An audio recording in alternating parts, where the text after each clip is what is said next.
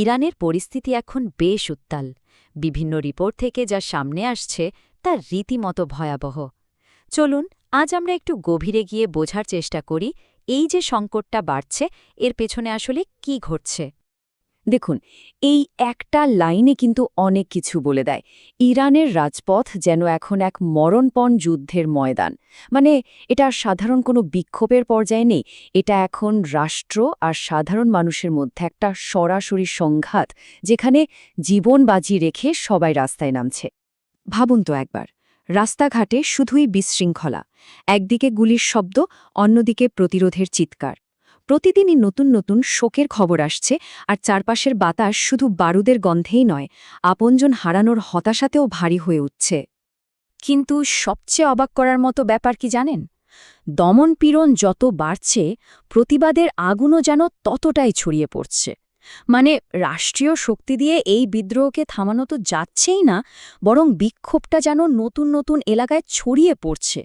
এই যে এত সংঘাত, এত অস্থিরতা, এর পেছনের আসল মূল্যটা কিন্তু চোকাতে হচ্ছে সাধারণ মানুষকে।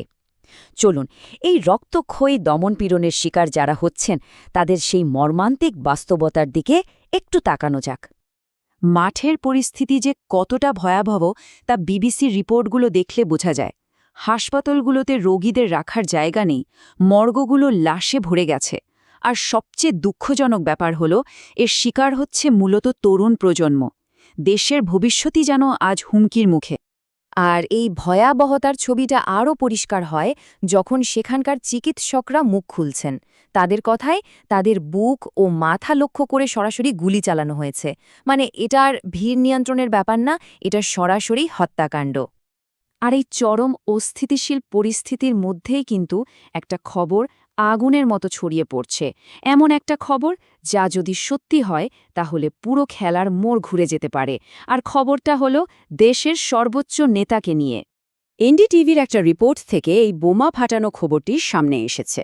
বলা হচ্ছে সর্বোচ্চ নেতা আয়াতুল্লাহ আলী খামেনি তার পরিবারের প্রায় ২০ জন সদস্যকে নিয়ে দেশ ছাড়ার প্রস্তুতি নিচ্ছেন, আর তাদের সম্ভাব্য গন্তব্য হিসেবে রাশিয়ার নাম উঠে আসছে।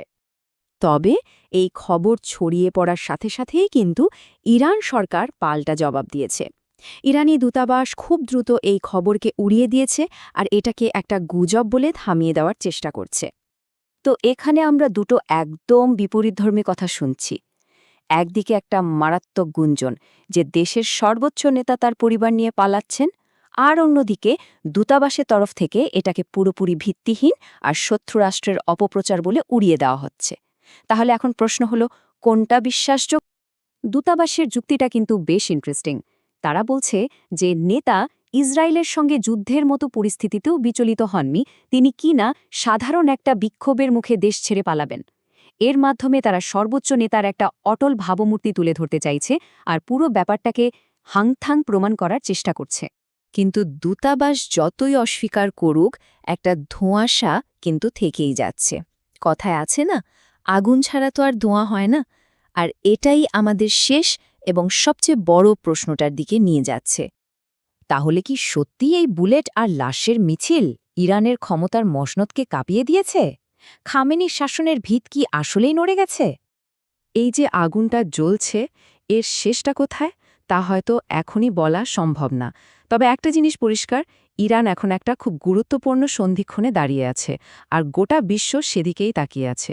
ভবিষ্যৎ কি হবে সেটা শুধু সময়ই বলতে পারবে।